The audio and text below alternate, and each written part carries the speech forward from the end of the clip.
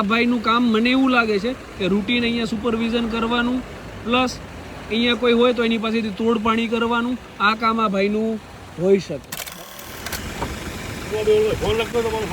હા, મારો ફોનમાં બેટરી ડેડ થઈ ગઈ એટલે આ ભાઈ છે.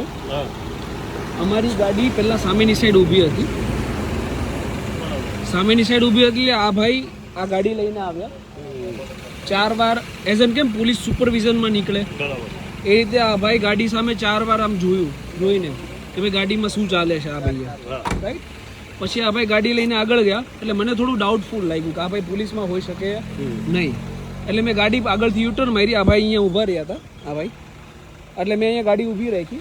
એટલે આ ભાઈ પાછા અહીંયા આવ્યા મારી ગાડીની પાસે. એટલે હું પાછળની સીટે બેઠો હતો, એ ભાઈને ખબર નથી હું ગાડીમાં હતો. એટલે આ ભાઈ પાસે જઈ અને વાત કરે છે. એટલે એમને એવું કીધું કે હું PCR 65માંથી છું, બરાબર. આપણી પાસે રેકોર્ડિંગ છે, બરાબર.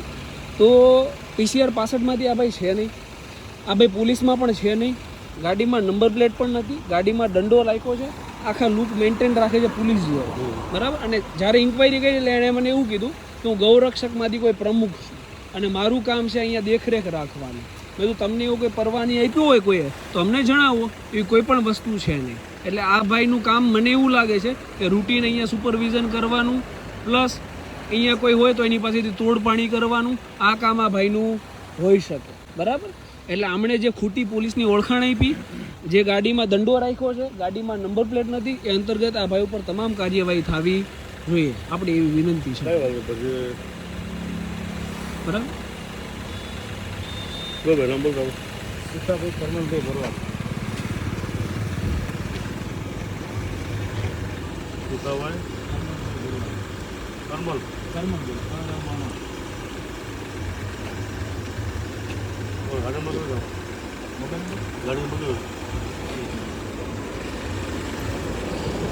ગાડી એવી રાખે છે કે ગાડીના નંબર પ્લેટ એમને ખુદને ખબર નથી. ગાડીની નંબર પ્લેટ સાચી છે કે ખોટી એ પણ તપાસ કરાવો.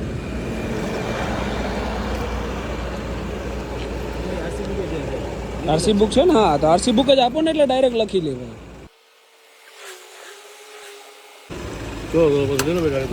આમની ગાડી લઈ લેજો. પેલા તો આમનું છે ને હેલ્મેટ, આ નંબર પ્લેટ નથી એના પેલું ચલાણ બનાવવું. હા, બસ બસ. અને બાકી પછી બાકી બધું હું આવું, બરાબર. ચલો લઈ લો.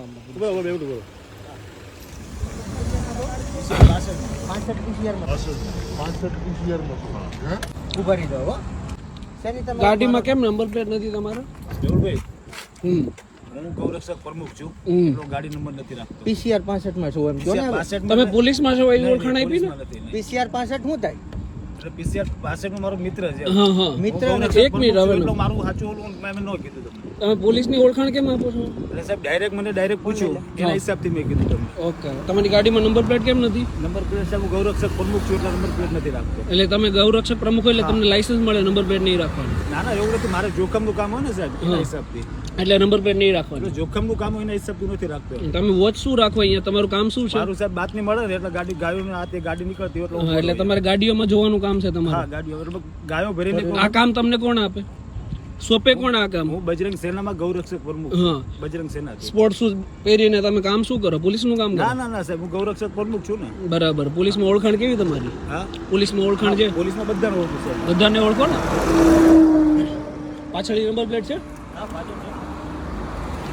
કે બી એસએસઆર પણ નથી, એમએસ ની છે ને? હા, એમ. દંડો કેમ રાખ્યો ગાડીમાં? સાહેબ ગૌરક્ષક પ્રમુખ છો, દંડો રાખવો પડે મારે. દંડો રાખવો પડે. આ દંડાની પરવાનગી લીધી તમે? ના, મતલબ સાહેબ હોય જ નહીં ને અમારા દંડા. જીપી એક 135 મુજબ તમારે પરવાનગી લેવી પડે. હા, આ દંડો તમે ના રાખી શકો.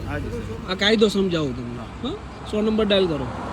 અને ગમે ત્યારે વાહન ચાલકો આગળ મનમાની ના ચલાવો. નામ શું તમારું? મારી વાત સાંભળો સાહેબ. મને નામ શું તમારું? સુખાભાઈ કરમણભાઈ ભરવાડ. સુખાભાઈ ભરવાડ. હા, વાહન ચાલકો આગળ મનમાની ના ચલાવો. તમારે 4 વ્હીલ ગાડી ઊભી હતી ને? નથી મેં સાહેબ. સાંભળો, આ 4 વ્હીલ ગાડી ઊભી હતી ને, તમે 3 વાર પાછળ ફરીને જોયું ગાડીમાં, રાઈટ? એટલે આ રસ્તા ઉપર ગાડીઓ જેટલી ઊભી હોય એનું સુપરવિઝન કરવાનું કામ તમારું નથી. સાહેબ મેં કીધું કોઈ ઓળખીતા ભાઈ છે એના હિસાબથી મેં જોયું છે. હા, એટલે તમારું કામ એ સુપરવિઝન કરવાનું નથી. હા હા, પોલીસનું કામ જે છે એ પોલીસને કરવા દો. તમે પોલીસમાં નથી. તમે લુક ભલે પોલીસ ના રાખતા હોય પણ પોલીસનું કામ નથી. હા, બસ બસ. અને નંબર પ્લેટ રાખો અને દંડા ગાડીમાંથી કાઢી નાખો, બરાબર? લાકડી તો મારી ગાડીમાં રહેશે જ સાહેબ. લાકડી તમારી ગાડી. અડધી રાતે રખડતા હોય જોખમનું કામ. ચાલો ચાલો. હવે પીસીઆર બોલાવો. આ લાકડી હું નહીં રાખું, બાકી બીજી લાકડી રાખીશ, બરોબર? આ લાકડી ગાડીમાં હોવી જ ના જોઈએ, આ એવું કહું લાકડી છું. રાખો, આ લાકડી હોવી જ ન જોઈએ, આખી ઓલી કોઈ પણ લાકડી ના હોવી જોઈએ. હું જીપી 135 મુજબ ફરિયાદ નોંધાવી, હું સિરિયસલી કહું તમને, બરોબર છે, હું આ લાકડી ના હોવી આ જોઈએ. લાકડી નહીં રાખું, આ લાકડી હું નહીં લાકડી જ ના હોવી જોઈએ. અને તમારે લાકડી રાખવી હોય ને તો તમારે તમારું જે તે એરિયા પોલીસ સ્ટેશન હોય ને એમાં અરજી આપો કે તમારે કયા કારણોસર જોખમ છે, તમારે કયા કારણોસર જરૂર છે, એની પરવાનગી સાથે રાખો. મારી ગાડી ખોલો, એમાં લાકડી તમને નહીં દેખાય. તમારથી વધારે મને જોખમ છે કે નથી? તમને જોખમ હું તમને ઓળખું. હા, hello, control room, advocate Mehul Bogra. Advocate Mehul Bogra બોલું.